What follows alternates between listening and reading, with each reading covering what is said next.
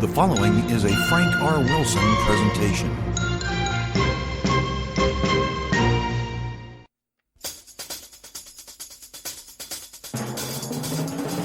Welcome to the podcast that is making learning great again.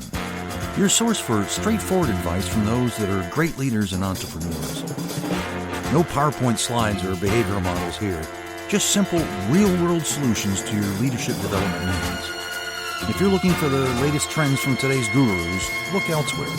But if you want to learn from those that have done what you want to do, you found it. It's time for License to Coach. I'm your host, Frank R. Wilson. Let's dive on in. During these turbulent times, our guest's mission is to inspire people to listen to their hearts. She strategizes with leaders, businesses, and entrepreneurs, and those searching for their true purpose. She wants to bring meaning not only into their own lives and careers, but to those around them. I mean, these are great insights that we're about to learn today for leaders, entrepreneurs, and, well, anyone else. So I hope all of you will please join me in welcoming to the program Genevieve Petero. Hi, Genevieve. Hi, Frank. I appreciate you joining our humble little podcast, because when doing some research on you, I've seen you've been on, my goodness, you've been on like the Today Show and Oprah and all. You've done TED Talks and those sorts of things. So you're out there for sure, aren't you? Well, I have a book and started a nonprofit, and it's so much that I've learned that I want to share. So I'm trying. Oh, that's excellent. Well, I'm anxious to hear your story. So maybe we can start at the beginning, for lack of a better way of saying it. Maybe if you could just tell us a little bit about yourself when, growing up, family, early influences, and maybe up to present day, I guess. Sure. Well, my dad came from Italy, literally off the boat.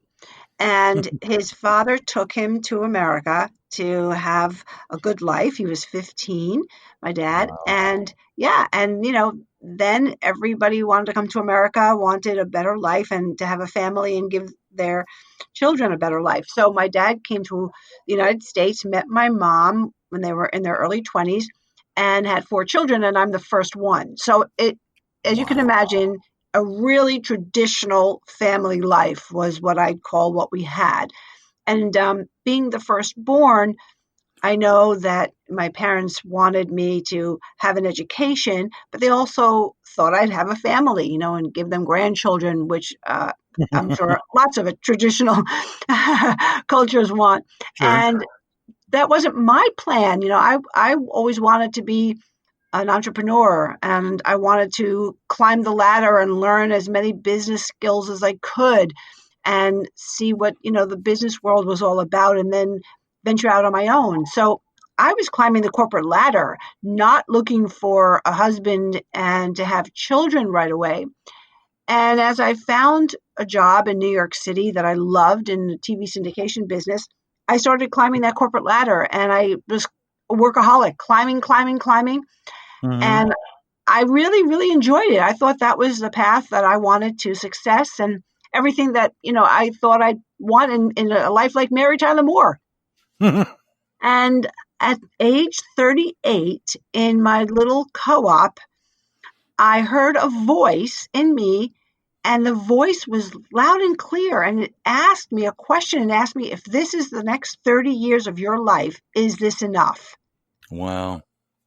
That's exactly what I said. I was single. I didn't have children. I was alone, and I realized I would be alone. And there really wasn't much significance in the greater scheme of things in what I was doing.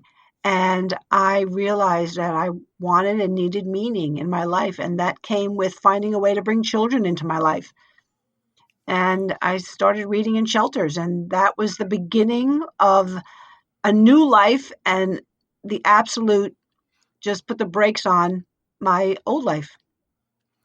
Was part of this, obviously it was a deeply personal message and decision that you made. Was some of this also a frustration of having to work for someone else or some other organization instead of kind of doing your own deal? Was there any part of that was part of it?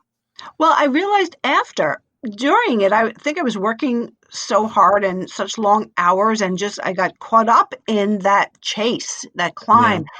So consciously, no, but as soon as I heard that voice and I sat myself down and I started to figure out what was missing in my life, I saw pretty quickly that I was just working to make other people rich. I was working to make myself money to get things. And I just knew somewhere inside me that that voice asking me that question was probably trying to get out for some time. And I finally was in such a quiet place that afternoon that I heard it. So I wouldn't say I was resentful or bitter. I made my choices and I enjoyed it, but I realized that there was something else I wanted. Wow. I mean, I'm kind of going off on a tangent because what you say is so interesting. Does everyone have that voice, but it's just a matter of being able to allow yourself to listen to it? Does that make I sense what I'm asking? I think so, Frank. I think we're all so busy listening to our head voice that when we hear our heart voice, which is what I call it now, say something like, "You don't have to be working at that job. Don't you want to teach children? Or don't you want to play the piano? Or don't you want to work with animals? Or don't you want to do this?" I think that we quiet it. We chase it away because we've already started a path that was more maybe traditional or acceptable or safe. And the idea of giving that heart voice, the room to explore is really scary. And it is scary. Yeah, it If is. and children who are taught to listen to their heart. And I see and speak to so many young people in college who know right away they want to make a difference in the world. And I'm so envious because I didn't. It came to me so late.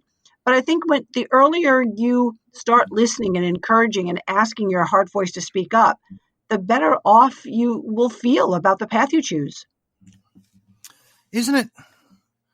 Isn't it also a little scary to say, you know what, I'm going to go off and do my own thing and give up that guaranteed paycheck and benefits and whatever else is kind of wrapped up with the so-called corporate job? It's a little scary for people. It was scary for me when I made that dive, and it's still scary to this day, quite frankly. But I mean, it takes courage to make that decision as well. How did you come up with the courage to do that? Yes, it takes a lot of courage and it's very scary. And like you, I'm still nervous. I don't know why I have this gene that keeps telling me to try something new, but I wrote a book, and it was published in the middle of this pandemic and quarantine. And, you know, but that's how I am. And any of us who have that nudge starts as a little nudge to do something different, to reevaluate. And I think this is the time, these last 8, 9 months we've been reevaluating. I think it's really important to, especially now, listen to that nudge. And I jumped, but you don't have to jump. It's not right for everyone to jump. Some of us do that. We're crazy. And some of us, Mhm. what I call take a slide, which is really a good way to take a chance, but not necessarily give up everything and all the security that we all need so much now. We need to put food on the table. People have families, and that's the most important. That's the priority. So I say, give yourself the gift of a slide. Take whatever you've put on the back burner, and as tempting as it is in this time to push it further back, bring it up. Bring that love, that passion project into your life for 1 hour a week now. It will bring hope into your life. It will remind you what brings you joy. It's a signal to your subconscious and your conscious that there's hope, that you can do this. You haven't forgotten it, and you're not putting yourself last. You're making yourself feel that there's something wonderful still in your future. So whatever it is, like I said, if it's playing the piano or teaching, find an hour a week to bring it into your life, whether it's researching it online, calling people in the field to just ask about it, but it will just make you feel so good and hopeful and make your heart feel good. And it's not just that it will change your outlook, but it will change everybody in your world's outlook. They'll feel your vibe. They'll feel that energy coming Mm. from you.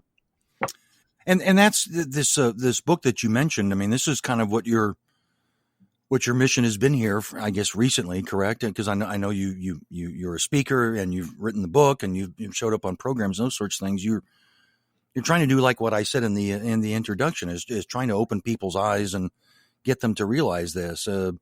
Tell us a little bit about what was the genesis of you. I mean, you made the decision for yourself personally, but why did you decide to say, you know what, I'm going to write a book about this journey and share it with others? Well, exactly. I wanted to share 20 plus years of life lessons and being inspired by so many people who wanted to hear more about the little girl I met that changed everything. I met a little girl in a shelter. I was reading to children and I brought pajamas one night and a little girl asked me a question that changed everything. And the more I talked about it, the more people wanted to know how they could help me give pajamas and books to children in shelters, children who didn't have them. And I was so inspired over 20 years. The Pajama Program is now over 7 million new pajamas and new books to children across the U.S. and in Puerto Rico. Wow. Oh, wow. And we have 60 plus chapter presidents, volunteers across the U.S. in cities and states that are helping us. And it's been so much. I've been inspired so much, and I've learned so many life lessons, so simple that, it's embarrassing when I sat down to share all these lessons, how simple they are. And it's a way to, I hope and pray, inspire others because I was inspired. What an incredible story. We can learn a lot from children, can't we, sometimes? And it sounds to me a little bit like you were getting some serious lessons from the children themselves. Is that safe to say? Yes, some life lessons on what's important and how fast we move, that we miss signs and we miss things and we miss that connection, and I write so much about the common thread in my book of the human connection. And the one lesson that is my most profound lesson learned, the one that I want to share every chance I get, is I write at the end of the book all these things I've seen and people who've grown Pajama Program, that people would say, it's the power of one. Look what you did. If somebody has one idea, look how much they can do and change. And at the end, I write, it's not the power of one at all. It's the power of one another that moves mountains and moves people. And I've seen it. I have seen it time and time again. And my book is full of examples of mysterious coincidences and people turning up, and the universe, has your back when you're on purpose. And being on purpose, listening to your heart voice, doing what brings you joy will bring others joy. It's just the way that the world and the universe works. And yet, another guest we had on the program, what you've said kind of provoked me to think about this. It's one thing to go after something that gives you joy, and that's important. I understand that. But you also have to look realistically at it as well, I would guess. In other words, and his example was that he loved dogs. He absolutely adored dogs and wanted to open a business, a kennel and a nonprofit for dogs and things like that. And then he all of a sudden found out, oh, geez, I got to worry about accounting. I got to worry about cleanup. I got to worry. So how do you balance that?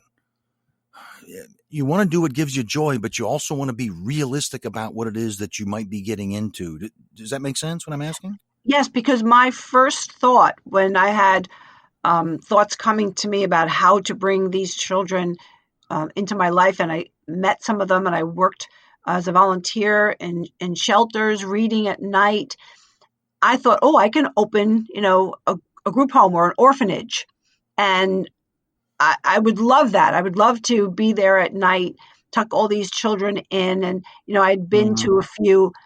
And when I started to look at that red tape, it was overwhelming. I didn't have a lot of money. I was alone. It was just not possible. So I thought long and hard about how I could maybe serve more children, same children, but in a different way. And as I was delivering pajamas and books, I loved it. And I loved going to different places, and I loved learning from the staff in all of these places. And I learned in other cities, there were people that wanted to help me. So I felt this was a calling that I would really, really love. And it would be a little different, but probably would serve more children. And I think it was what I was meant to do this way, Pajama Program. Wow. So in this journey that you've gone through, you obviously have you've transformed yourself. I guess you've learned a lot of things. Has there been any one thing in particular or several things in particular that you felt really helped you learn and develop yourself to tackle these new challenges? Was there any best learning tool or something like that? A lot of them, as you can imagine, every step of the way. But one of them was I learned the hard way. And that's what I try to share when I coach or when I speak, the shortcuts I learned. And I say, we all need to have our cheerleading squad in place first. Mm-hmm. Because when I started to tell people, and I just told a couple, I wanted to, gauge the response, because this was a crazy thought. I didn't even know if it sounded sane when I started to say to myself, how am I going to say to my friend, I'm thinking about leaving my career that I worked so hard for, 12, 15 years to start giving pajamas and books to children in shelters. And to me, it sounded crazy. I had to make a living. I had a mortgage. I was by myself. So when I started to tell one colleague, she looked at me like I had 6 heads. And she questioned me up and down. Why? What do you think you're really going to do? This isn't going to help anyone. You work so hard. How are you ever going to make money? What do you think this is really going to accomplish? And it was like hammering me right into the floor. I felt so defeated. And it was just so upsetting. And I realized once I left there, I ran to my mom, who's my North Star, and I just told her. I'd never told anyone else. And the first thing she said was, that's a beautiful idea. I know you'll figure it out.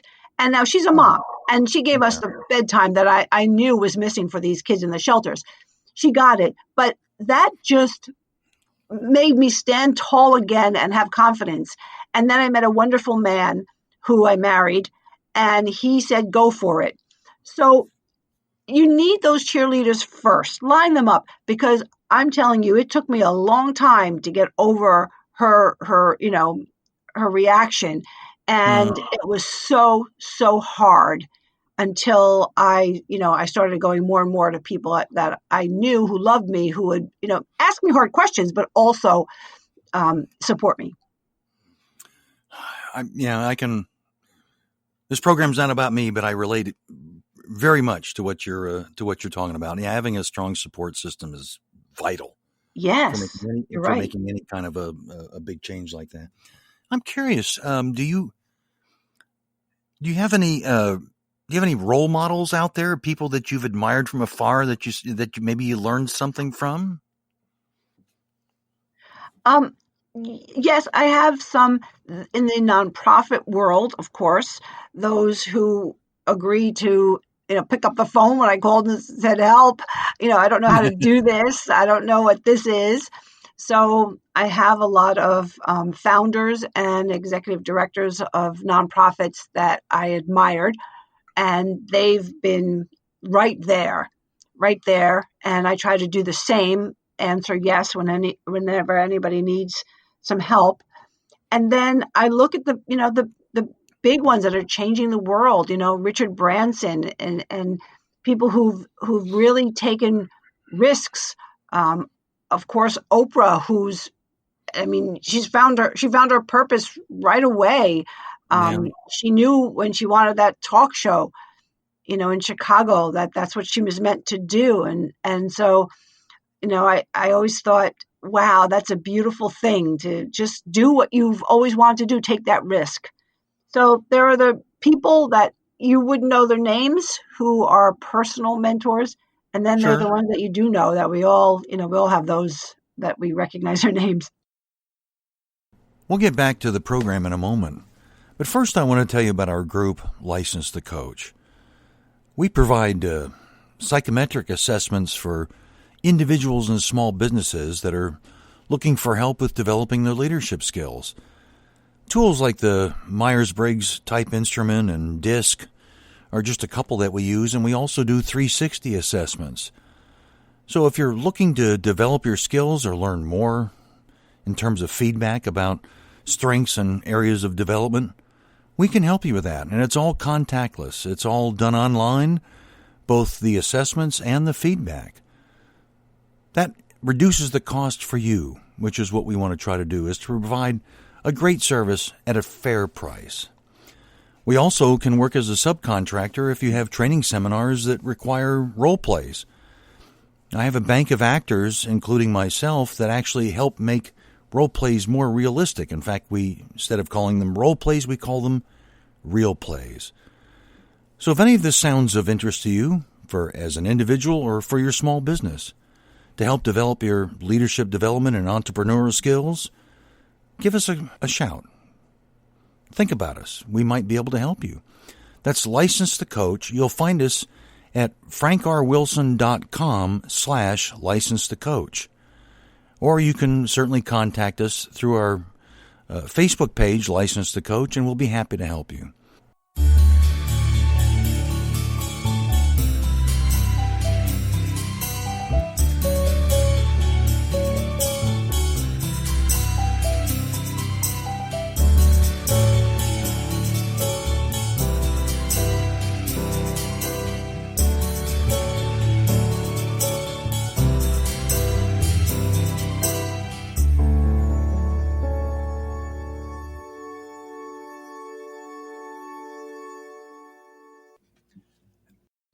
Yeah, I know I think you've kind of alluded to it, but for our listeners, I think it would be helpful to maybe just have you address the question directly, and that is simply this: that if someone wants to follow their dream, the thing that gives them joy and that sort of thing, and start a business, whether it be a nonprofit or for-profit,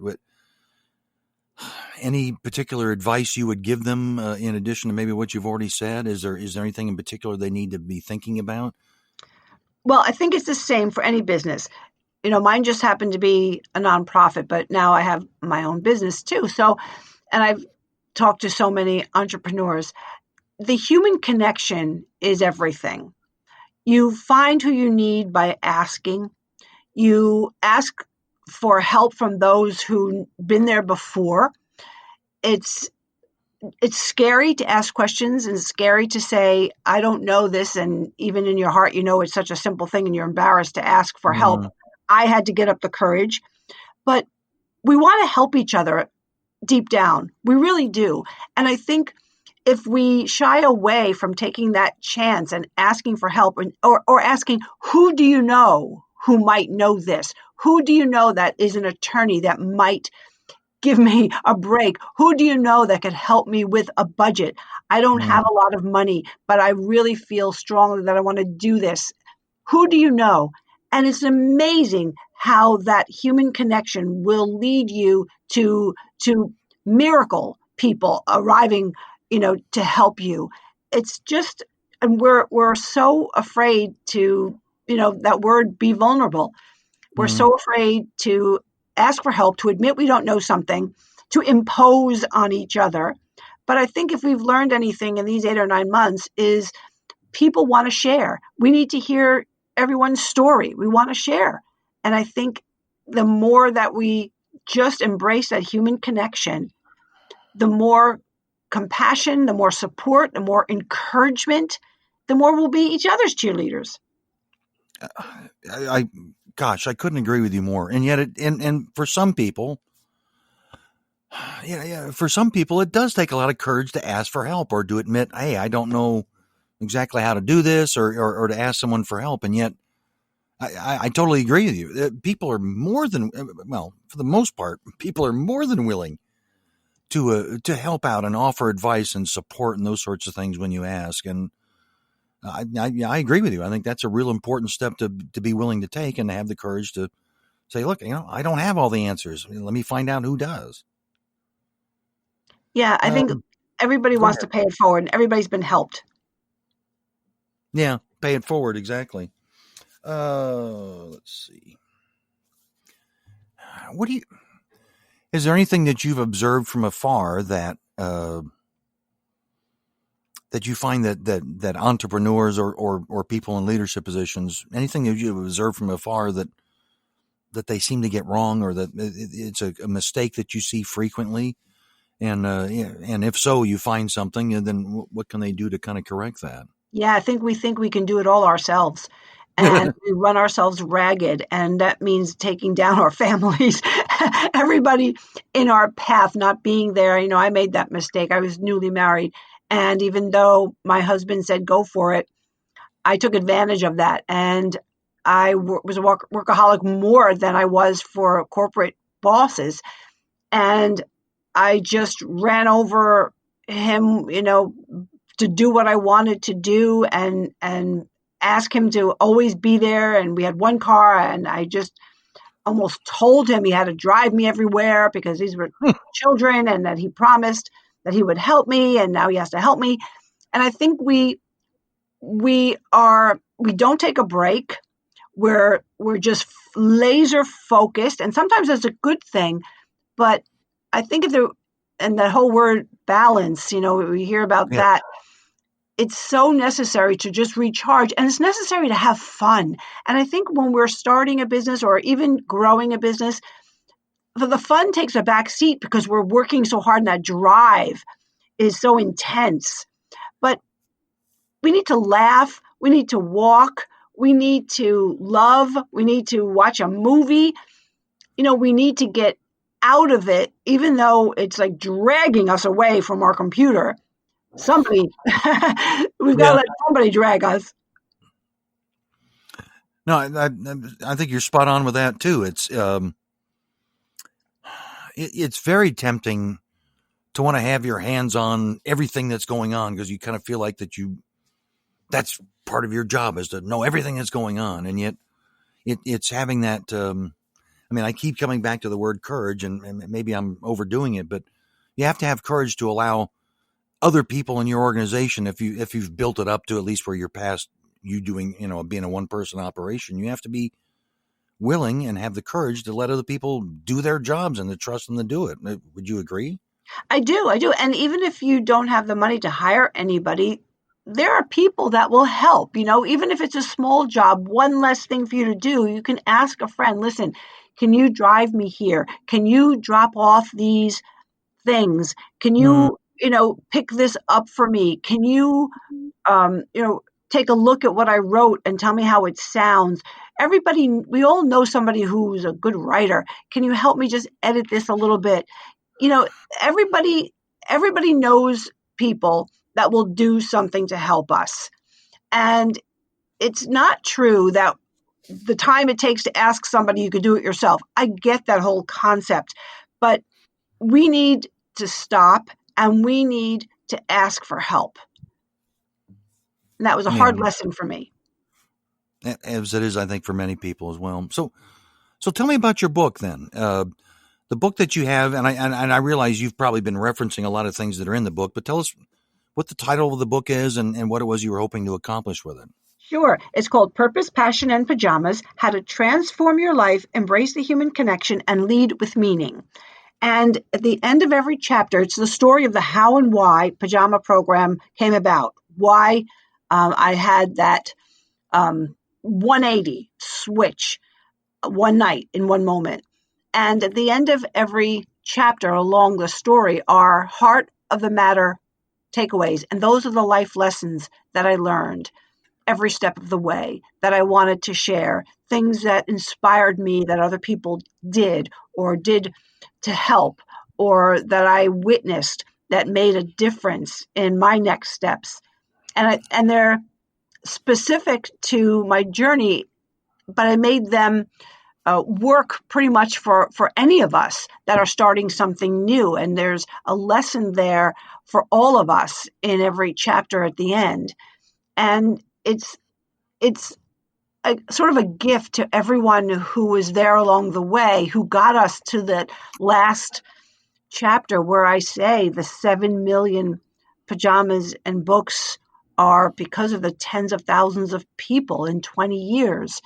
And those children are feeling loved at bedtime because of you and because of that invisible compassion and love that they do feel that travels on the energy waves because of what you're doing, because you're putting a pair of pajamas and a book in a box and sending it to them. They feel it. So it's a gift to so many people, a thank you, and a return on the inspiration that I have felt to share with others. What an amazing story. I mean, it almost gives me goosebumps to just hear you talk about it. That what wonderful work you've done. These are truly unprecedented times that we're facing right now, and you talk a lot about the human connection, which basically we're being required to not have a human connection because of the pandemic and whatnot. How? What advice do you have, or what have you done during these unprecedented times to try to maintain that? I know technology might be a part of it, but I mean, gosh, it's got to be really difficult to kind of maintain that heartfelt human connection that you talk about. Absolutely. But, we are still in contact with the family that we are safe with, the family we live with, the people that we see. We still see human beings. And I think it's very telling that we're wearing masks and have to look at each other in the eyes. Because how many of us, Excuse me. me included, didn't really listen to my husband talking to me when I had my own things going on, or, having my family there at the table. My brain was still doing what I was doing, and if I was making dinner, it was on that. But just having to look people in the eyes now and take it slow, we don't have to. We have to look at them, and the eyes, as they say, are the windows to the soul. Yeah. And you can't not look in the eye because you can't read lips, so you're not looking at their lips. You can't always hear clearly with a mask. And our eyes are connecting. And I think it's so rare. It even felt uncomfortable at the beginning for me. And I don't know how everyone felt, but it was so interesting to really look in people's eyes. You go to the store and you're checking out, and there's somebody with a mask, you're wearing a mask. And if you look at the person checking you out and you say something like, "How you doing?" It's an amazing heart. You feel your heart beating. It's just, I can't explain it, but I know it's happened for me, and I believe everybody feels it to some degree. I stop when I'm driving. If I see a neighbor walking his dog, I'll have my mask on. He'll have his mask on, but I'll stop the car, and even 6 or more feet away, I'll just say, "Hi, Pete. How's it going?" And I didn't do that before. Yeah. That's a very profound insight that I hadn't actually really thought of. The idea that you're limited almost to, when you do have contact, that all you've got are the eyes. I mean, it's a very well-known fact that communication is very, the words that are expressed are a very small part of the communication that exists between two people. It has more to do with body language and tone of voice. And certainly the eyes are a part of that. And now you have an opportunity to really focus on them, and it's not a bad thing; it's a good thing. And so I think it's a very profound observation. Well, it felt uncomfortable at the beginning, and I think, I think it's just that we gave up on that invisible bond because we were so busy. Yeah. Well, I'm curious. How can people? Because you've had some incredibly profound insights and great learnings and things to share. How do people find out about what you have going on, where you're speaking, your book, and those sorts of things? Maybe can you share that with our audience? Sure. I have a website. It's GenevievePituro.com. And of course, there's my book on there. I do master classes for groups. I was speaking live, of course, as we all who were in this business were doing, but now we're all speaking virtually. So I do the master classes for groups, and I do personal strategy coaching virtually, mentoring and all of that. But it's all on GenevievePituro.com. I'll make sure that I put that on our Facebook page and on the link for the actual podcast today, that we Thank you. include that. And do you have any future projects that are worth kind of talking about, as speaking engagements, or maybe another book in the works, or anything like that? Yeah, lots of speaking seminars and things like that coming up, and they're on the website, or people can email me at Jen, Gen, at pajama, sorry, my old one, Jen at GenevievePituro.com. And if anyone's interested in Pajama Program, you can go to pajamaprogram.org or email me, Jen at GenevievePituro.com, and I can make an introduction. Oh, terrific. So people can actually contribute to this Pajama Program that you're talking about. Sure. They can see all about it at pajamaprogram.org. Excellent. Hey, Genevieve, I've thoroughly enjoyed getting a chance to talk with you and to learn your story. It's inspiring. It's terrific. And I think it's some great lessons for other people out there, that, especially during these times, maybe, going through a questioning phase, what am I doing with my life? They've had a chance to think about it with everything that's been going on. So, gosh, I really appreciate you coming to join us on the program today. I've enjoyed it. I hope you have as well. I have, Frank. Thank you. This was really like just talking to a friend. Well, good. That's kind of the way I like it. I don't want to, as I kind of say in the introduction, I don't want this to be about the latest guru or the latest behavior models and those sorts of things. I want it to be about practical, real world advice from people that have been there and done that. And I think you've provided that. So my sincere thanks to you for that. Oh, my pleasure, Frank. And good luck to you and everything that you're doing. And it's great that you're helping to share these stories. Oh, thank you. I appreciate that. Listen, there's not much else to say at this point. I want to thank our listeners for tuning in today, and I hope you've enjoyed the program. And so I guess with that, there's only one thing left to say, and that's simply this. My name is Frank R. Wilson. My time's up. I thank you for yours. Thanks for listening to License to Coach.